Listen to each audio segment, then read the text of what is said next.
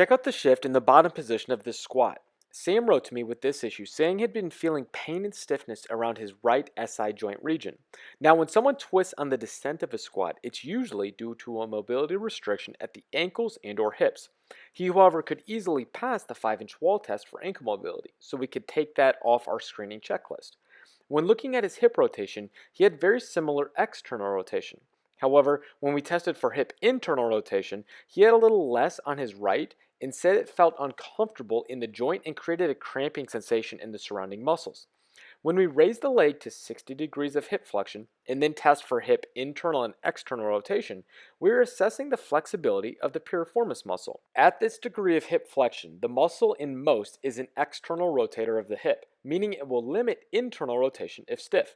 However, the muscle changes roles as the hip is flexed past 90 degrees, becoming a hip internal rotator, meaning if stiff, we can stretch it like this. I had him therefore do 4 sets of 30-second stretches. After, he had pain-free movement into internal rotation and was even able to squat without that prior twist. A quick update on my squat technique. Since implementing the stretches, I've not had a similar issue. The only time I notice it is maybe after I take a long drive somewhere and I'm sitting in a not ideal position for a long time, but just doing the stretches again just fixes it right up. So thank you again. Very